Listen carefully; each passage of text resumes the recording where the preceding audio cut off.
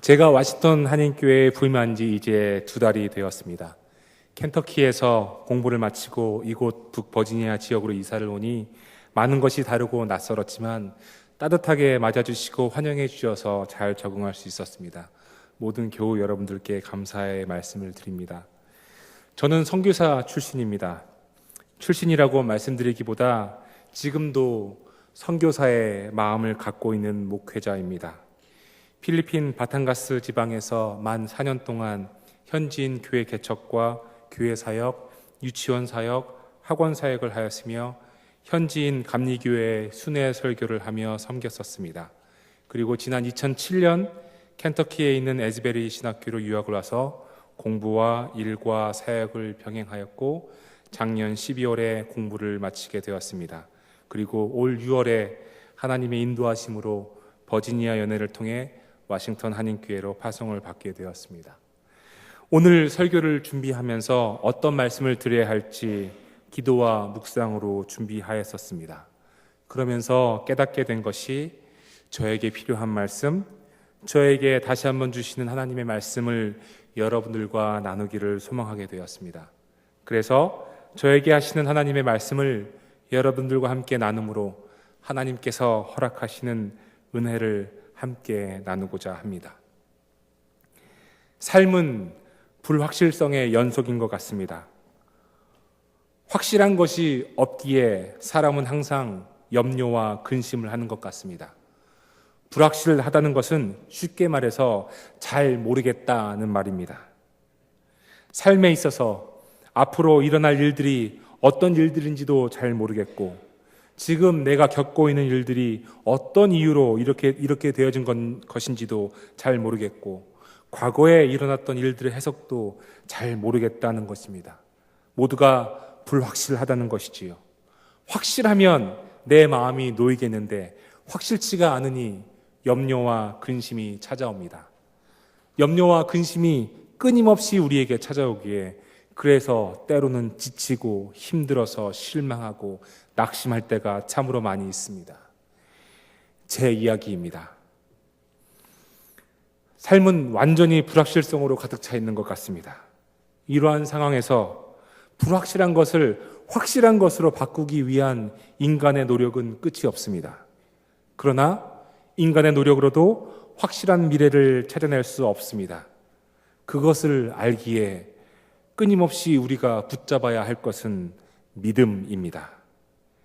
히브리서 11장 말씀을 인용한다면 믿음은 바라는 것들의 확신이고 보이지 않는 것들의 증거라고 말씀하고 계시니 불확실한 인생이 확신 가운데 살기 위해서는 믿음을 굳건히 잡는 것 외에는 방법이 없어 보입니다. 그러기에 예수님도 누가복음 8장 25절에 바람과 풍랑에 두려워하는 제자들을 향해 내 믿음이 어디 있느냐라고 말씀하시며 믿음을 강조하십니다. 보이는 것에 흔들리는 제자들을 향해서 내 믿음이 어디 있느냐라고 말씀하시는 것이지요. 결국 삶의 불확실성을 극복하고 염려와 걱정과 두려움으로부터 자유할 수 있는 방법은 믿음밖에 없다는 것을 알게 됩니다. 그런데 말입니다. 그것이 그리 쉽지가 않습니다. 십자가의 능력만을 붙잡고 산다는 것이 현실의 삶에 있어서 어려워 보인다는 것이지요. 때로는 지치고 힘들고 또 스스로 나약하게 느껴집니다. 인생을 살면서 도저히 빠져나갈 길이 없어 보이는 일들이 너무도 많습니다. 지치고 힘들어서 현실에서 도망가고 싶은 적도 있습니다. 왜 나만 겪는 고난이냐고 하나님께 기도하기도 합니다. 왜 이런 일이 나에게 닥치는 것이냐고, 왜 이런 일이 우리 집에 닥치는 것이냐고, 내가 얼마나 하나님을 잘 믿었는데 이러한 고난과 역경을 주시는 것이냐고 힘들어합니다. 하나님을 향한 믿음과 하나님께서 주시는 능력만을 붙잡고 살면 다 잘 될 줄 알았는데 그렇지 않은 것 같아 두렵고 떨리며 걱정과 염려가 찾아옵니다. 하나님께서 주시는 능력만을 기대하고 붙잡고 사는 것이 어렵다라는 것을 오늘 본문 말씀인 엘리야의 이야기를 통해서도 알 수 있습니다. 함께 본문 말씀을 생각해 보았으면 좋겠습니다. 너무나도 유명한 말씀이기에 영화로도 만들어졌고 다 아시는 이야기일 겁니다. 그런데 이 말씀을 한번 여러분 머릿속에 영화의 한 장면으로 한번 그려보십시오. 영화의 한 캡처로 그려보시고서 이 말씀을 다시 한번 생각해 보겠습니다. 오늘 말씀을 보면은 하나님의 사역을 열심히 한 엘리야가 열심히 한 후에 두려워서 숨을 곳을 찾아 호렙산 동굴에 숨은 엘리야의 모습이 나오고, 그 엘리야에게 하나님께서는 여기서 너는 여기에서 무엇을 하느냐고 질문하는 장면으로 시작됩니다. 호렙산 동굴에 숨어들기 전까지 엘리야는 하나님의 살아계심과 위엄을 바알 선지자들과의 대결을 통해 증거한 아주 위대한 선지자였습니다. 그런 그가 이세벨의 위협에 겁을 먹고 두려워서 40일 이상 밤낮을 걸어 하나님의 산인 호렙산에 도착하여 동굴로 피신하여 있었습니다. 그때 하나님께서 여기서 무엇을 하느냐고 하신 것이지요. 이 말씀은 왜 여기에 있느냐라고 물으시는 말씀과 동일합니다. 이 물음에 엘리야는 장황하게 자기의 상황을 설명합니다. 요약하면 이렇습니다. 내가 하나님을 열정적으로 섬겼습니다. 그런데 이스라엘 백성들은 하나님을 버리고 하나님의 선지자들을 다 죽였습니다. 이제 나 혼자 남았는데 그들이 저를 죽이려고 합니다. 라고 이야기를 합니다. 여기에서 열정적으로 섬겼다 혹은 열심을 다해 섬겼다라고 하는 말이 나오는데, 히브리어로 이 말은 카나라고 합니다. 이 단어는 질투라고 하는 단어로도 쓰일 수가 있는데요, 엘리야의 말은 바알을 섬기던 사람들을 향해서 하나님께서 느끼시던 그 질투심을 자기도 느껴서 바알 숭배를 없애는 일에 열심을 다했다라는 고백으로 이해될 수 있습니다. 그만큼 엘리야는 하나님의 마음을 가지고 사역을 했다는 것이지요. 그랬던 그가 목숨의 위협 앞에서 도망칩니다. 하나님을 향한 열정으로 놀라운 사역을 하였지만 결국 그도 목숨을 구걸해야 하는 나약한 인간이었던 것입니다. 이러한 엘리야의 고백을 들은 하나님께서는 그에게 굴에서 나가서 호렙산 높은 곳으로 나가 주님 앞에 서라고 말씀하십니다. 말씀을 듣고 엘리야는 높은 곳에 섰습니다. 그곳에서 하나님은 엘리야 앞을 지나가시겠다고 말씀하십니다. 크고 강한 바람이 불어와 산을 쪼개고 바위를 부수었습니다. 그런데 그 속에 주님께서 계시지 않았습니다. 바람 후에 지진이 났지만 지진 속에 주님이 계시지 않았습니다. 그 후 불이 났지만 불 속에도 주님이 계시지 않았습니다. 엄청난 소리와 산을 쪼개고도 남음 있는 힘 속에 주님이 계시지 않았습니다. 바람과 지진과 불이 보여주는 그 엄청난 자연의 힘 속에 주님이 계시지 않았습니다. 그런데 불이 지난 후 하나님의 세미한 음성이 들립니다. 하나님의 음성을 들은 엘리야는 옷으로 얼굴을 가립니다. 마치 자기 귓속말처럼 들리는 하나님의 음성 앞에 엘리야는 두려워합니다. 자기 목숨 때문에 두려워했던 엘리야가 드디어 하나님의 임재 때문에 두려워합니다. 그리고 들리는 같은 질문, 너는 여기에서 무엇을 하느냐? 이 말은 엘리야 자신에게 자신의 정체성이 무엇인지를 알게 하고 삶의 자리가 어디여야 하는지를 알게 하는 질문이었습니다. 엘리야는 지쳐 있었습니다. 목숨의 위협에 대해 그는 불확실성을 느끼고 두려운 마음과 염려, 걱정으로 도망쳤습니다. 그 위대한 선지자가, 그 많은 바알 선지자들을 이긴 하나님의 선지자 엘리야가 도망을 쳤습니다. 말을 달리하자면 엘리야도, 그 위대한 엘리야도 도망을 쳤다는 것입니다. 오늘 말씀은 우리를 아주 겸손하게 만듭니다. 강해 보이려고 믿음이 좋아 보이게 하려는 우리들의 노력도 사실은 아무것도 아닙니다. 엘리야도 도망쳤는데 우리는 도망치지 않겠습니까? 엘리야도 힘들어했는데 우리는 힘들어하지 않겠습니까? 엘리야도 자기 목숨에 대해 염려하고 두려워하였는데 우리는 어떻겠습니까? 우리는 우리 목숨에 대해, 우리의 건강에 대해, 우리의 미래에 대해 두려워하지 않겠습니까? 이러한 불확실성에 기초한 불안과 염려가 우리에게 없겠습니까? 하지만 이러한 불확실성에 기초한 염려와 불안에 대해서 하나님께서는 속삭임으로 우리에게 말씀하고 계십니다. 바람과 지진과 불과 같은 크고 힘센 모습이 아니라 아주 작은 음성, 작은 속삭임으로 우리에게 말씀하고 계십니다. 저는 여러분들과 함께 왜 하나님께서 엘리야에게 속삭이셨는지 살펴보고 싶습니다. 큰 바람과 지진과 불은 멀리서도 볼 수 있고 멀리서도 느낄 수가 있습니다. 하지만 세미하게 속삭이는 음성은 멀리서 느낄 수가 없는 것이지요. 하나님께서 세미한 음성으로 엘리야에게 말씀하신 이유는 하나님께서 아주 가까이 계셨기 때문입니다. 두렵고 떨리고 염려스러운 마음으로 도망친 엘리야에게 하나님은 속삭이셨습니다. 큰 바람과 지진과 불처럼 큰 소리로 엘리야에게 말씀하신 것이 아니라 엘리야 바로 뒤에서, 엘리야 바로 옆에서 엘리야의 귀에 하나님께서는 속삭이셨습니다. 왜냐하면 하나님은 그렇게 가까이 계셨기 때문입니다.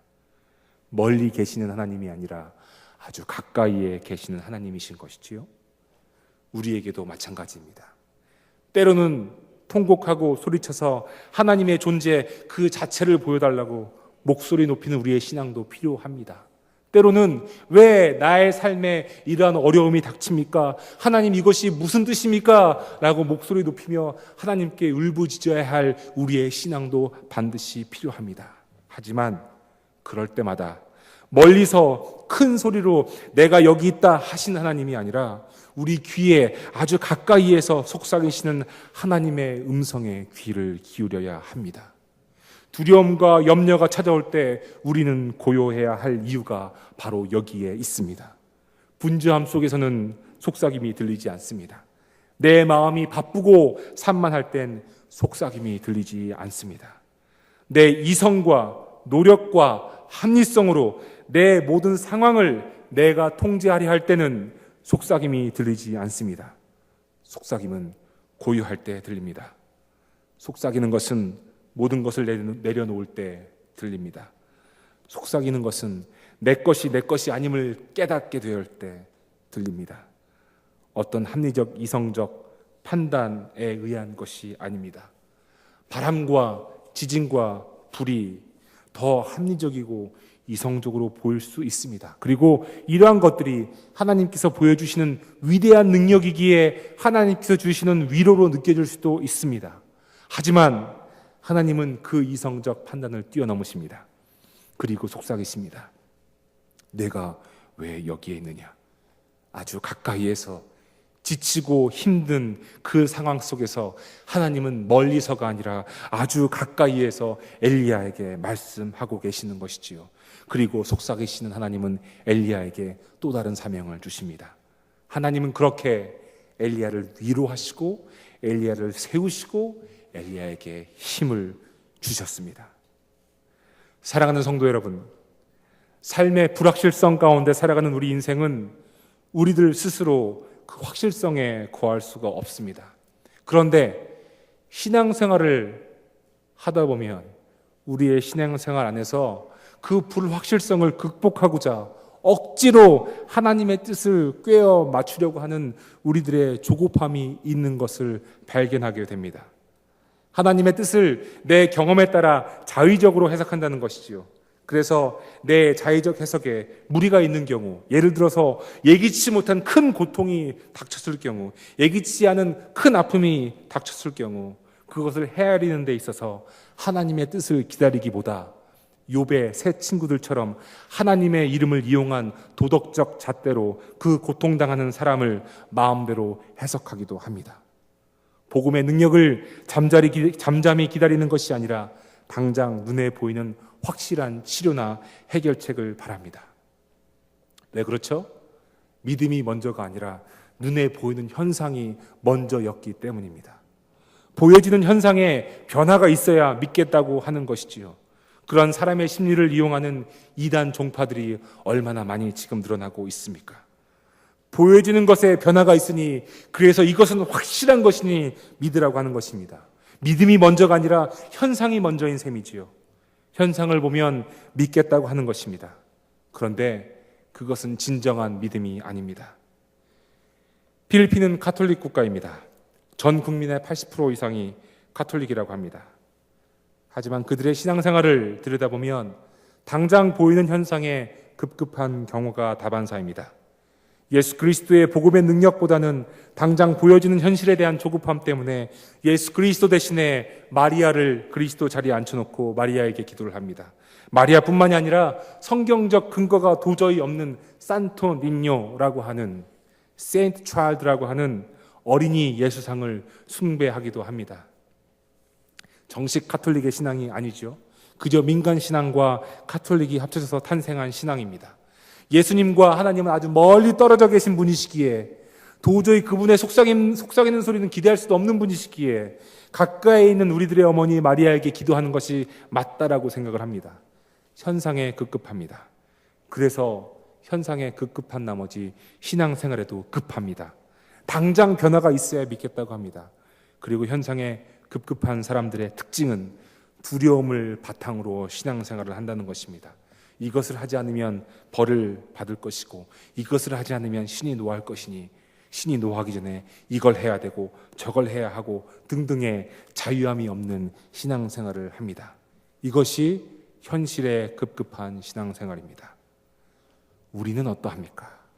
우리는 어떠한가요? 당장의 문제 해결을 위해 신앙을 갖겠다고 한다면 그 문제가 내 뜻대로 해결되지 않을 때 내 신앙은 흔들리게 됩니다. 사랑하는 성도 여러분, 우리는 믿음 안에 거해야 합니다.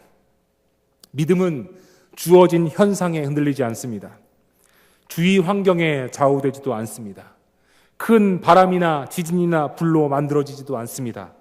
믿음을 현상을 해결하기 위해 가져야 할 필수 조건으로 여겨지지도 않습니다. 믿음은 보여지는 현상에 연연하지 않습니다.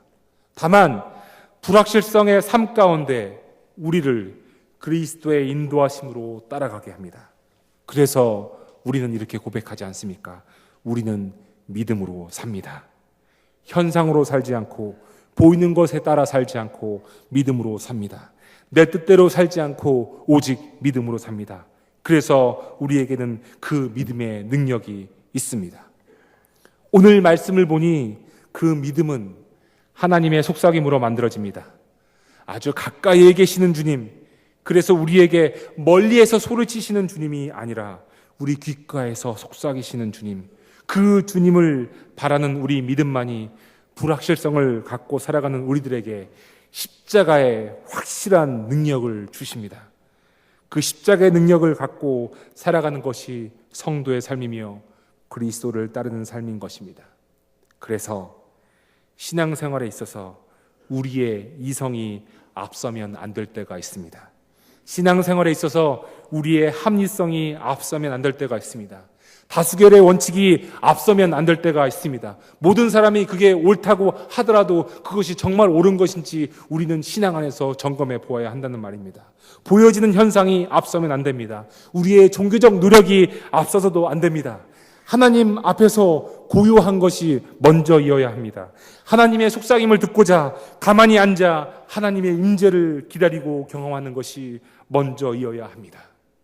분주함이 아니라 평안함, 긴박함이 아니라 여유로움, 보이는 현상이 아니라 내 안에 들리는 하나님의 음성에 귀를 기울이는 것이 먼저여야 하는 것이지요.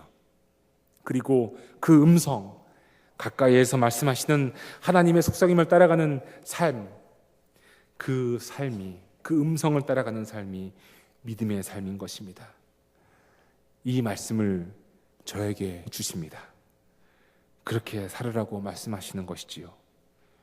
저의 이성이 먼저가 아니라 하나님의 속삭임이 먼저이어야 하는데 제 안에 있는 두려움과 염려와 근심 때문에 제 경험이 하나님을 앞설 때가 있고 제 지식과 이성이 하나님의 판단보다 먼저일 때가 많았다는 것을 말씀을 통해 깨닫게 됩니다. 사랑하는 성도 여러분, 지친 엘리야에게 속삭임으로 말씀하신 하나님께서 지친 우리 영혼에게도 속삭임으로 말씀하십니다. 하나님께서 오늘도 우리에게 작은 소리로 말씀하고 계십니다. 왜 여기 있느냐? 여기서 무엇을 하느냐? 기운을 내라. 내가 너와 함께 한다. 새로운 사명을 감당하여라. 내가 바알에게 무릎 꿇지 않은 7,000명을 남겨놓겠다.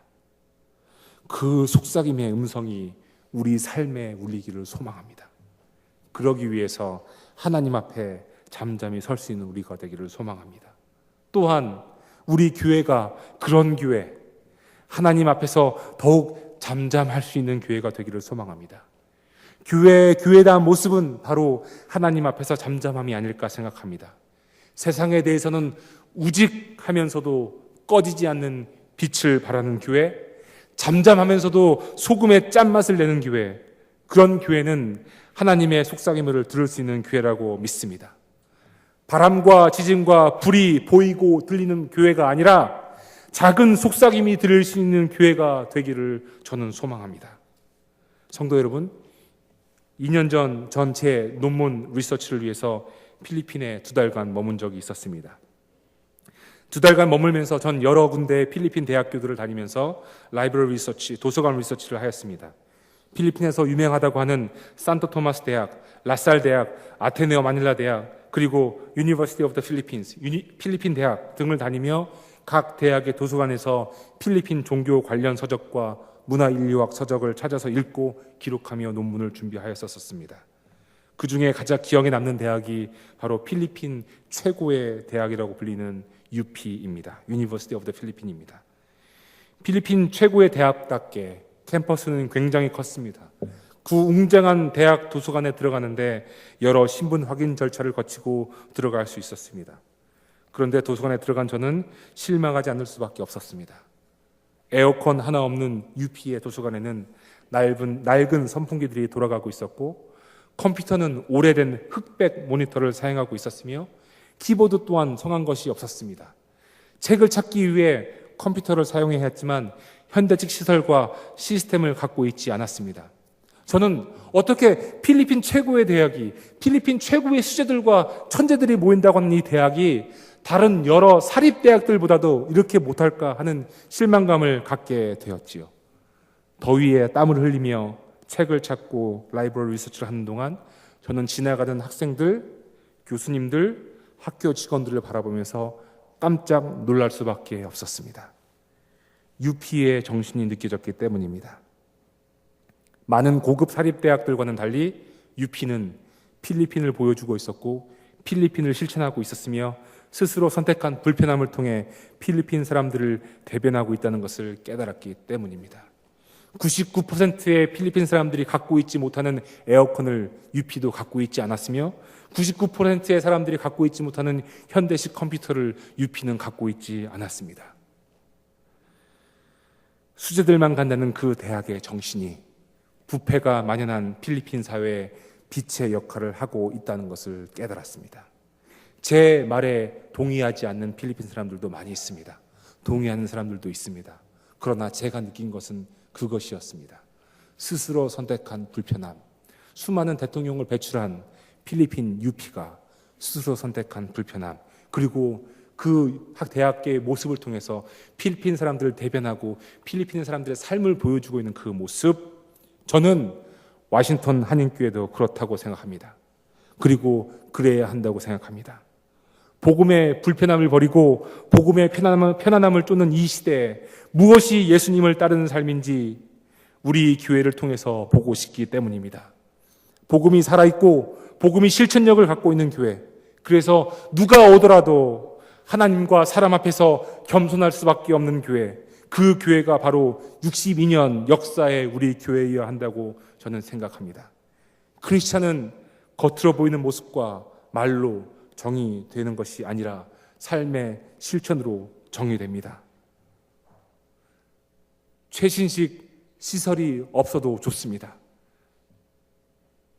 현대식 프로그램이 교회에 없어도 좋습니다.